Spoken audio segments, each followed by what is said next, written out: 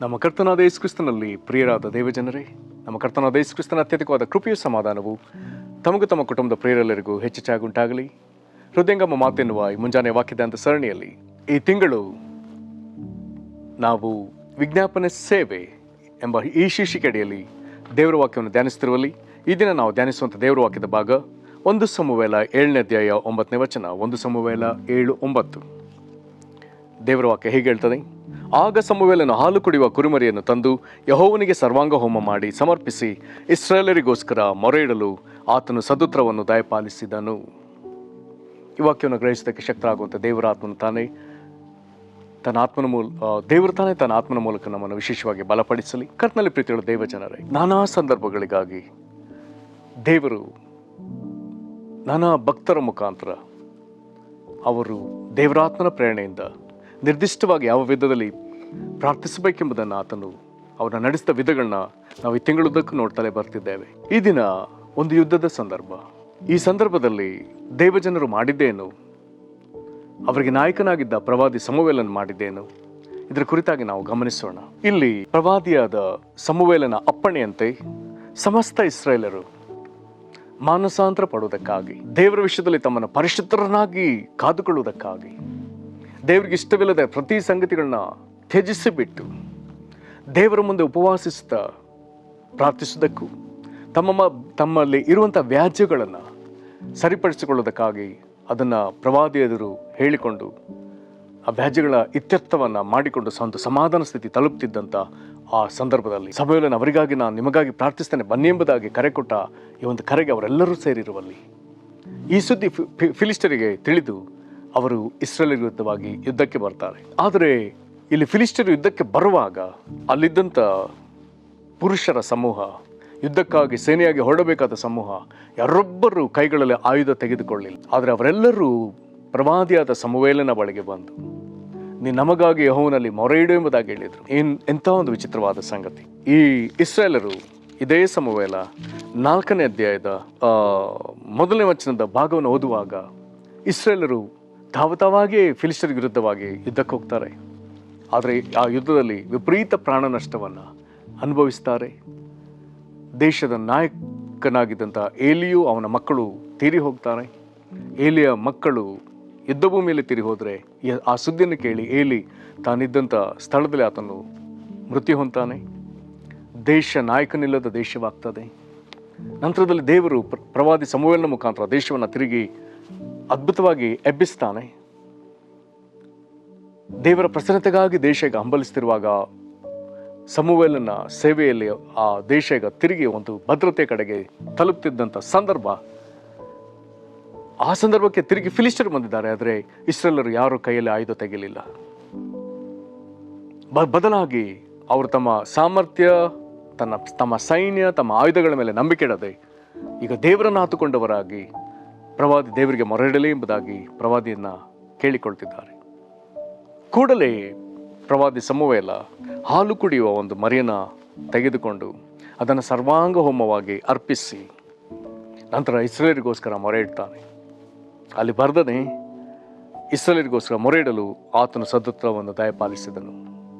ಕರ್ತನಲ್ಲಿ ಪ್ರೀತಿಯುಳ್ಳ ದೇವಜನರೇ, ಯುದ್ಧವೂ ಎರಗಿದ್ದ ಸಂದರ್ಭ, ನಾವು ಯುದ್ಧ ಮಾಡಬೇಕಾದ ಸಂದರ್ಭ. ನಾನಿಲ್ಲಿ ಯುದ್ಧ ಎಂಬುದಾಗಿ ಹೇಳುವಾಗ ನಿಜವಾಗಲೂ ಯುದ್ಧವಲ್ಲ. ನಮಗೆ ನಾನಾ ವಿಧದಲ್ಲಿ ಆತ್ಮೀಕ ಯುದ್ಧವಿದೆ. ಆತ್ಮೀಕ ಮಂಡಲದಲ್ಲಿ ಇರುವಂಥ ನಾನಾ ದುರಾತ್ಮ ಸೇನೆಗಳು ದೇವಜನರಿಗೆ ವಿರುದ್ಧವಾಗಿ ನಾನಾ ವಿಧದಲ್ಲಿ ವಿರೋಧವಾಗಿ ಕಾರ್ಯಗಳನ್ನ ಮಾಡುವಾಗ ಒಂದು ಯುದ್ಧವು ಏರ್ಪಟ್ಟಿದೆ ಎಂಬುದಾಗಿ ಅರ್ಥ. ಹಾಗಾದರೆ ಈ ಯುದ್ಧವನ್ನು ಜಯಿಸೋದು ಹೇಗೆ? ಇಲ್ಲಿ ಇವರು ಪ್ರವಾದಿಯ ಮೇಲೆ ಹತ್ತುಕೊಳ್ತಿದ್ದಾರೆ ಎನ್ನುವಾಗ ಇಲ್ಲಿ ದೇವರಾತ್ಮನ ಮೇಲೆ ಹತ್ತುಕೊಂಡಂತರ ಅರ್ಥ. ಇಲ್ಲಿ ಪ್ರವಾದಿಯು ಹಾಲು ಕುಡಿಯುವ ಕುರಿಮರಿಯನ್ನು ಸರ್ವಾಂಗವಾಗಿ ಅರ್ಪಿಸ್ತಾ ಎಂಬುದಾಗಿ ಹೇಳಿದರೆ ನಮಗಿದ್ದು ತಂದೆಯಾದ ದೇವರ ನುಡಿಯನ್ನೇ ಹೊರತು ಬೇರೆ ಏನನ್ನೂ ತನ್ನ ಸಮೀಪಕ್ಕೆ ತೆಗೆದುಕೊಳ್ಳದ ನಮ್ಮ ಕರ್ತನಾದ ಯೇಸು ಕ್ರಿಸ್ತನು ದೇವರ ಯಜ್ಞದ ಕುರಿಮರಿ. ಇಲ್ಲಿ ಸಮುವೇಲನು ಹಾಲು ಕುಡಿಯುವ ಕುರಿಮರಿಯನ್ನು ತೆಗೆದುಕೊಂಡ್ರೆ ನಾವು ನಮ್ಮ ದೇವರ ಯಜ್ಞದ ಕುರಿಮರಿಯಾದ ಯೇಸು ಕ್ರಿಸ್ತನನ್ನು ಹತ್ತುಕೊಳ್ಬೇಕಾಗ್ತದೆ.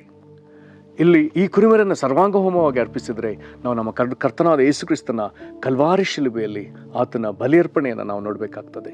ಇಲ್ಲಿ ಸಮುವೇಲನು ಸರ್ವಾಂಗವನ್ನು ಅರ್ಪಿಸಿ ಆತನು ವಿಜ್ಞಾಪಿಸಿದಾದರೆ ಯೇಸು ಕ್ರಿಸ್ತನ ಕಲ್ವಾರಿ ಶಿಲುಬೆಯಲ್ಲಿ ತನ್ನ ರಕ್ತ ಸಹಿತವಾಗಿ ಆತನು ಮಾಡಿದ ಪ್ರಾರ್ಥನೆಗಳನ್ನ ನಾವು ಹತ್ತುಕೊಳ್ಬೇಕಾಗ್ತದೆ. ಇಲ್ಲಿ ದೇವರು ಸಮುವೇಲನ ಪ್ರಾರ್ಥನೆ ಕೇಳಿರುವುದಾದರೆ ಇಲ್ಲಿ ನಮ್ಮ ಕರ್ತನಾದ ಯೇಸು ಕ್ರಿಸ್ತನ ಮೊರೆಯನ್ನು ಆತನು ಕೇಳಿದ್ದಾನೆ. ನಾವು ಈತನ ಮೇಲೆ ಆತುಕೊಂಡಿದ್ದೇವೆ.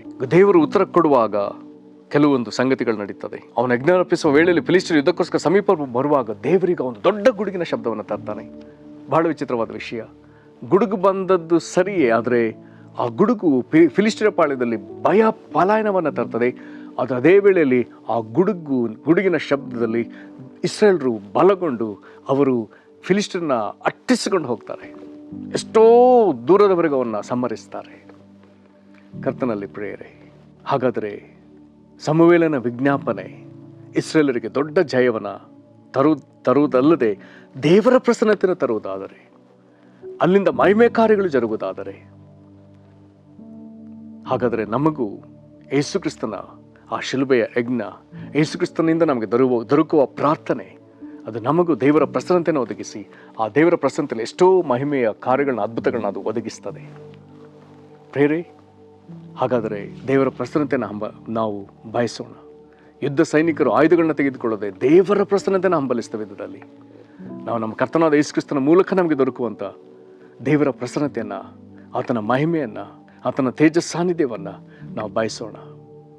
ನಮಗೂ ಅದ್ಭುತವನ್ನು ಒದಗಿಸುವುದಲ್ಲದೆ ನಮ್ಮ ವಿರುದ್ಧವಾಗಿ ಬಂದ ಸಕಲ ವಿಧವಾದ ಅಂಧಕಾರದ ಶಕ್ತಿಗಳ ಬಲವನ್ನು ಅದು ಸೋಲಿಸಲಿ. ನಾವು ಅವುಗಳನ್ನ ಹಿಮ್ಮೆಟ್ಟುವವರಾಗಿ ನಾವು ಪರಿಪೂರ್ಣ ಜಯವನ್ನು ಸಾಧಿಸಿ ಕರ್ತನು ನಮಗೆ ಒದಗಿಸ್ತಾ ಈ ಒಂದು ಜಯದಲ್ಲಿ ನಾವು ಸಂಭ್ರಮಿಸೋಣ. ಪ್ರಾರ್ಥನೆ ಮಾಡೋಣ. ಮಹಾಕೃಪೆಯ ಪರಲೋಕ ತಂದೆ, ಯುದ್ಧ ಕಾಲದಲ್ಲಿ ದೇವಜನರು ಆಯುಧವನ್ನು ತೆಗೆದುಕೊಳ್ಳದೆ ಪ್ರವಾದಿಯ ಮೇಲೆ ಆತುಕೊಳ್ಳುವುದಾದರೆ ದೇವರ ಆತ್ಮನ ಮೇಲೆ ಆತುಕೊಂಡಂತೆ, ಆ ಪ್ರವಾದಿ ಹಾಲು ಕುಡಿಯುವ ಕುರಿಮರೆಯನ್ನು ಅರ್ಪಿಸುವುದಾದರೆ ನಿನ್ನ ತಂದೆಯಾದ ನಿನ್ನ ಮಾತುಗಳನ್ನೇ ಹೊರತು ಮಿಕ್ಕ ಯಾವುದನ್ನು ಸ್ವೀಕರಿಸಿದ ನಮ್ಮ ಯಜ್ಞದ ಕುರಿಮರಿಯಾದ ಯೇಸು ಕ್ರಿಸ್ತನನ್ನು ಅದನ್ನು ಸರ್ವಾಂಗಹೋಮವಾಗಿ ಅರ್ಪಿಸಿರುವುದಾದರೆ ಕರ್ತನಾದ ಯೇಸು ಕ್ರಿಸ್ತನೇ, ನಿನ್ನ ಶಿಲುಬೆಯ ಬಲಿ ಅರ್ಪಣೆಯನ್ನು ನಾವು ನಂಬ್ತೇವೆ. ಬಲಿ ಅರ್ಪಿಸಿ ಸಮಯವನ್ನು ಪ್ರಾರ್ಥಿಸಿರುವುದಾದರೆ ಕರ್ತನಾದ ಯೇಸುವೆ, ನಿನ್ನ ರಕ್ತ ಸುರಿಸ್ತಾ ಮಹಾಯಾಜಕನಾಗಿ ದೇವರ ಬಳಿ ನಮಗಾಗಿ ಬೇಡಿದ್ದನ್ನು ನಾವು ಆತುಕೊಳ್ತೇವೆ. ಕರ್ತನೇ, ಸಮಯವನ್ನು ಪ್ರಾರ್ಥಿಸಿದಾಗ ಉತ್ತರಿಸ್ತೀಯಲ್ಲ, ಉತ್ತರದಾಯ ಪಾಲಿಸ್ತೀಯಲ್ಲ. ಕರ್ತನಾದ ಯೇಸುವೆ, ನಿನ್ನ ಈ ಬಲಿ ಅರ್ಪಣೆ, ನಿನ್ನ ವಿಜ್ಞಾಪನೆಯನ್ನು ತಂದೆಯಾದ ದೇವರು ಕೇಳಿ ನಮ್ಮನ್ನು ಕನಿಕರಿಸಿದ್ದನ್ನು ನಾವು ಒಪ್ಪಿಕೊಳ್ತೇವೆ. ನಿನ್ನ ಪ್ರಸನ್ನತೆಯು ಇಳಿದು ಬರುವಾಗ ಕರ್ತನೆ ದೊಡ್ಡ ಗುಡುಗಿನ ಶಬ್ದ, ಆ ಸತ್ತು ಶತ್ರುವಿನ ಪಾಳ್ಯದಲ್ಲಿ ತಾಳಮಾಳವನ್ನು, ಭೀತಿಯನ್ನು, ಪಲಾಯನ ತಂದದಕ್ಕಾಗಿ ಸ್ತೋತ್ರ. ದೇವರೇ, ಇದೇ ಕಾರ್ಯವನ್ನು ನೀನು ನಮಗೀಗ ಮಾಡಿದಿ. ನಮ್ಮನ್ನು ಕಾಡುವಂಥ ಆತ್ಮಿಕ ಜಗತ್ತಿನಲ್ಲಿರುವಂಥ ಸಕಲ ದುಷ್ಟ ಸಂಗತಿಗಳು ದೇವರೇ, ಅವುಗಳು ನಮ್ಮನ್ನು ಬಿಟ್ಟು ಪಲಾಯನ ಮಾಡುವಂತೆ ಕರ್ತನೆ, ನಿನ್ನ ಮಹಿಮೆಯ ಪ್ರಸನ್ನತೆ ನಮ್ಮ ಮಧ್ಯದಲ್ಲಿ ಸ್ಫೋಟಗೊಂಡು ಕರ್ತನೆ, ಅದು ಶತ್ರುಪಾಳ್ಯದಲ್ಲಿ ತಳಮನ, ಭೀತಿ, ಪಲಾಯನವನ್ನು ತಂದದಕ್ಕಾಗಿ ಸ್ತೋತ್ರ ಸಲ್ಲಿಸ್ತೇವೆ. ಅವುಗಳನ್ನ ನಾವು ಹಿಮ್ಮೆಟ್ಟುವಂಥ ಕರ್ತನೆ ಧೈರ್ಯವನ್ನು ನೀನು ನಮಗೆ ಕೊಟ್ಟದಕ್ಕಾಗಿಯೂ ಸ್ತೋತ್ರ ಹೇಳ್ತೇವೆ. ನಮಗೀಗ ಜಯವನ್ನು ಒದಗಿಸಿ ನೀನು ಮಹಿಮೆ ಓದೋದಕ್ಕಾಗಿ ಸ್ತೋತ್ರ ಹೇಳ್ತೇವೆ. ಕರ್ತನೆ, ಈ ಒಂದು ವಾಕ್ಯ ಕೇಳಿ ಹೀಗೆ ಪ್ರಾರ್ಥಿಸ್ತು ನಿನ್ನ ಮಕ್ಕಳ ಜೀವಿತದಲ್ಲಿ ಯಾವ ಹೋರಾಟವಿದೆಯೋ ಅಲ್ಲಿ ನಿನ್ನ ಇಂಥ ಮಹಿಮೆಯ ಪ್ರಸನ್ನತೆ ಇಳಿದು ಬರಲಿ. ಕರ್ತನಾದ ಯೇಸು, ನಿನ್ನ ಪ್ರಾರ್ಥನೆಯಿಂದ ನಮಗೆ ಲಾಭವಾಗಲಿ. ದೇವಜನರಿಗಿರುವಂಥ ಪ್ರತಿ ಹೋರಾಟದಲ್ಲಿ ಜಯ ಸಿಕ್ಕಲಿ. ಕರ್ತನೆ, ವರ್ಷಾನುಗಟ್ಟಲೆ ಇವರು ಅನುಭವಿಸ್ತಿರುವಂಥ ಪ್ರತಿ ಹೋರಾಟಗಳು ಇಂದಿಗೆ ಯೇಸು ಕ್ರಿಸ್ತನ ಹೆಸರಲ್ಲಿ ಮುಕ್ತಾಯಗೊಳ್ಳಲಿ. ಇವರನ್ನ ಮೇಲೆ ದಬ್ಬಾಳಿಕೆ ಮಾಡಿದ ಶತ್ರು ಇನ್ನೂ ಇವ್ರನ್ನ ಬಿಟ್ಟು ಕರ್ತನೆ ಭಯಭೀತಿಯಿಂದ ಪಲಾಯನ ಮಾಡಲಿ. ದೇವಜನರ ಅವುಗಳಿಗೆ ವಿರುದ್ಧವಾಗಿ ಹೋರಾಡಿ ಪರಿಪೂರ್ಣ ಜಯ ಸಾಧಿಸಲಿ. ಇವರ ವಿರುದ್ಧವಾಗಿ ನಿಂತ ಶತ್ರು ಇವರನ್ನ ಜಯಿಸಲಿಕ್ಕೆ ಸಾಧ್ಯವಿಲ್ಲದ ವಿಧದಲ್ಲಿ ಕರ್ತನೆ, ನೀನು ಇವರಿಗಾಗಿ ನಿನ್ನ ಮಹಿಮೆಯ ಪ್ರತಾಪವನ್ನು ತೋರ್ಪಡಿಸು. ನಿನ್ನ ಮಕ್ಕಳನ್ನು ಆಶೀರ್ವದಿಸು. ಸಕಲ ವಿಧವಾದ ದುಷ್ಟ ಸಂಕೋಲೆಗಳು, ಬಂಧನಗಳು, ಕಣಿಗಳು ಕಳಚಿ ಬೀಳಲಿ ಯೇಸು ಕ್ರಿಸ್ತನ ಹೆಸರು. ದೇವರಿನ ಪ್ರಸನ್ನತೆ, ನಿನ್ನ ಬೆಳಕು, ನಿನ್ನ ಜೀವ ಇವರೊಳಗೆ ಪ್ರಕಾಶಿಸಲಿ ಯೇಸು ಕ್ರಿಸ್ತನ ಹೆಸರಿನಲ್ಲಿ. ಈಗಲೇ ಎಂಬಂತೆ ಅದ್ಭುತ ಮಾಡು ಸ್ವಾಮಿ. ಹಾಗೆ ನೀನು ಮಾಡುವುದಕ್ಕಾಗಿ ಸ್ತೋತ್ರ. ಯೇಸು ಕ್ರಿಸ್ತನ ಹೆಸರಲ್ಲಿ ಬೇಡದೆ ನಮ್ಮ ತಂದೆಯೇ, ಆಮೇನ್. ಕರ್ತನ ನಿಮ್ಮನ್ನು ಆಶೀರ್ವದಿಸಲಿ. ವಂದನೆ.